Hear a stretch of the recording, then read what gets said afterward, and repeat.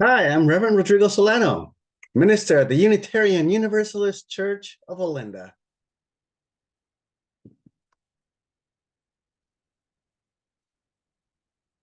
When the Unitarian Universalist Association's latest supplement of readings for worship, Lifting Our Voices, was published in 2015, it included a short reading from Aung San Suu Kyi. I suspect, however, that this particular reading is probably not used very often in our worship services, even though the spirit of its words would likely resonate with us. It goes,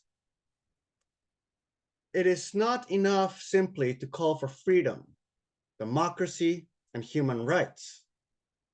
There has to be a united determination to persevere in the struggle, to make sacrifices in the name of enduring truths, to resist the corrupting influences of desire, ill will, ignorance, and fear." End quote. This was published in 2015, the same year that her political party in Myanmar had won a supermajority in parliament, paving the way for her to become state councillor, effectively the civilian head of government, leading Myanmar in its transition from military dictatorship toward democratic government. By then, Suu Kyi was already well known in the international community, widely regarded as a champion of democracy for Myanmar, and had received several awards and recognitions worldwide, including the Nobel Peace Prize in 1991. Suu Kyi had a prestigious pedigree, being born the daughter of Aung San, who is styled as the father of the nation for his role for independence in what was then called Burma. And she further gathered worldwide sympathy when she became a political prisoner in the 1980s and 1990s. In 2011, her life under house arrest was portrayed in the movie The Lady by none less than Michelle Yeoh, whom you will recognize from the latest blockbuster, Everything Everywhere All at Once.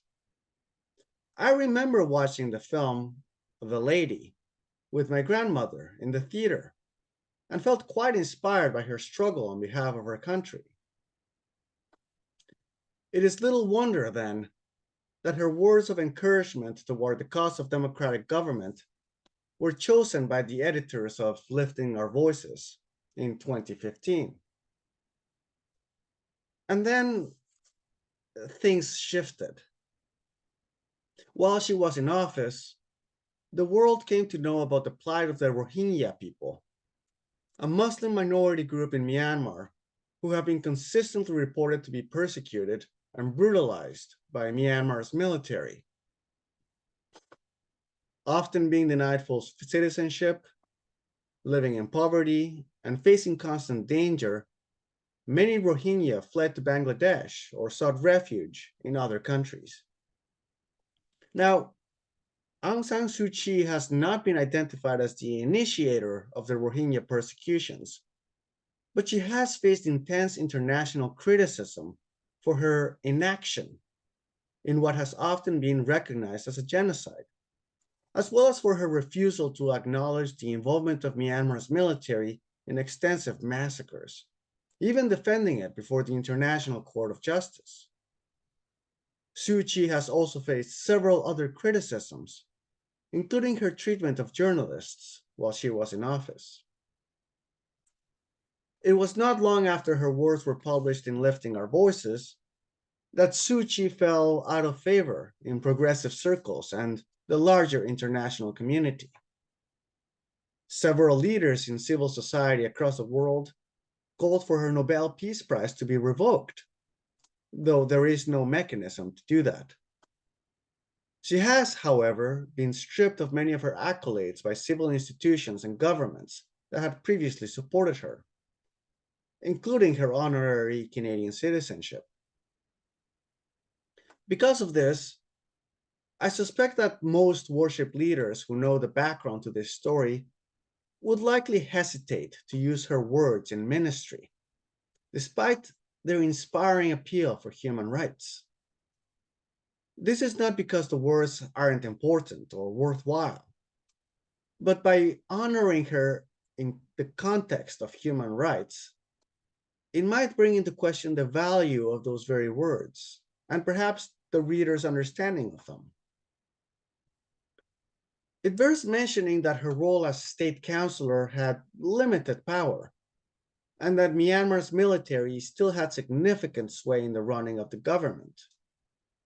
Analysts have observed that it might have been difficult for Suu Kyi to have stayed in office as long as she did, had she taken bolder action for the sake of the Rohingya people. Because then things shifted again. As can be seen in a workout video that inadvertently captured military vehicles in the background, Myanmar went through a military coup in 2021, losing much of its civilian power institutions, including the offices held by Suu Kyi and her party.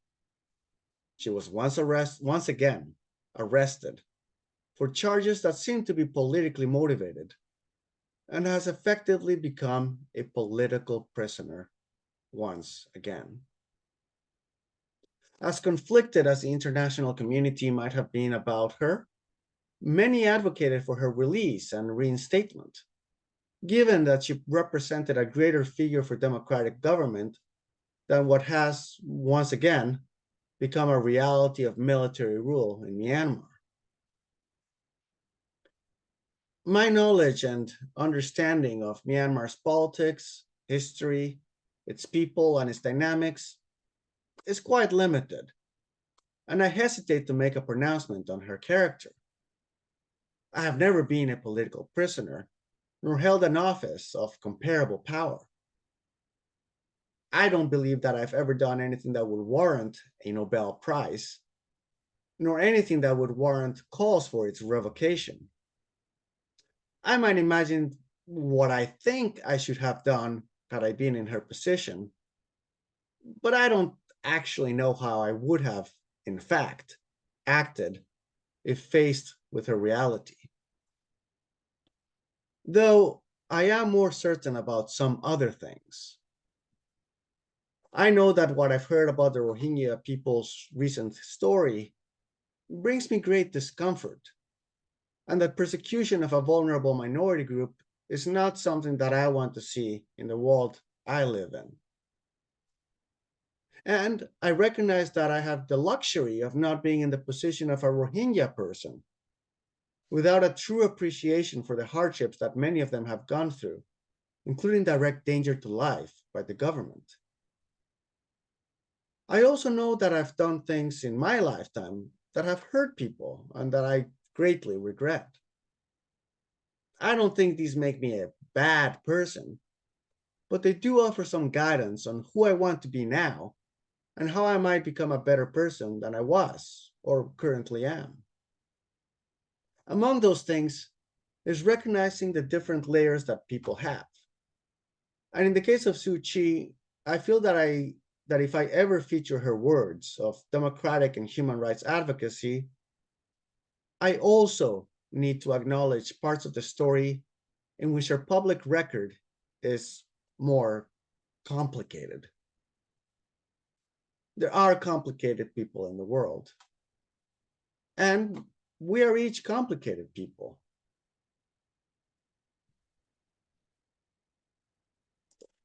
Closer to home, a similar kind of discomfort comes to mind around the author J.K. Rowling and her intellectual property, primarily media relating to her Harry Potter series. Harry Potter captured the imagination of an entire generation, including people of all ages, starting in 1997, with the stories of the young wizard. I worked at a bookstore when the final book in the series was released, to great fanfare, and was asked by management if I would dress up as the lead character on the weeks leading to it, since they saw a resemblance in me. I even got a bookseller's name tag with Harry Potter engraved in it. J.K. Rowling had become a literary superstar. And then something shifted. In recent years, Rowling has made several statements that have been hurtful to the trans community, including dismissive remarks about trans women and declarations that disregard the nuances of sexual and gender diversity. She has also implied that increasing access to certain services for trans women would put cis women in increased danger, without acknowledging the dangers that trans folks face on a regular basis. Many fans have found what Rowling has said, or the way she says it, rather disappointing. And the Potter fandom community has been struggling with how to reconcile their appreciation for the Potter lore with its creators' refusal to acknowledge the reality faced by trans folk around the world. In trying to understand Rowling's perspective, one might note that she has expressed fears about her safety as a cis woman who has experienced sexual violence. And some of her critics also invite attention to the source of those fears, so that they may be honored and addressed, without neglecting the fear and risks that trans folks often face in everyday life. And there have been notable causes for concern about the toxicity around this conversation. The way that some critics of Rowling have further threatened her safety or focused on attacking her character, rather than educating or engaging her supporters, and the general public around trans matters, which have raised appeals for what might seem like more gracious approaches.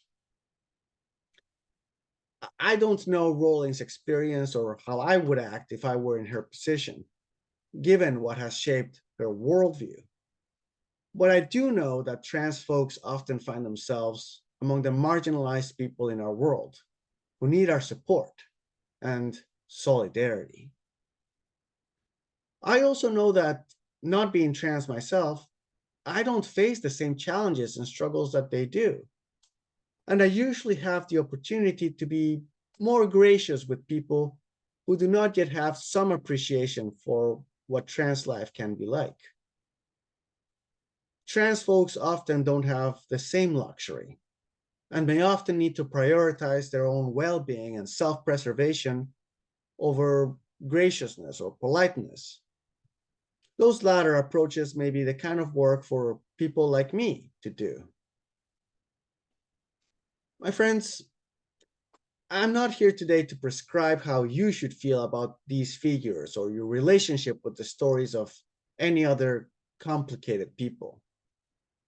But I do offer a set of invitations. An invitation to acknowledge our own complicated lives, our actions, and our stories, and identifying how we may improve upon them. That is, after all, one of the appeals of the Lenten season. This is an invitation, my friends, to be mindful of the people that face immediate danger to their lives or hardship due to who they are, and who may often have little space, time, or energy to walk us through their experience, especially when they're not sure of others' intentions. And, my friends, there is an invitation to be gracious with others, especially when others are not in a position to offer that grace. My friends, there is a time for grace and a time for anger, a time for forgiveness and a time for accountability, a time to look out for oneself and a time to look out for others, a time for self-reflection and a time for self-improvement. So may it be, in the spirit of complexity. Amen.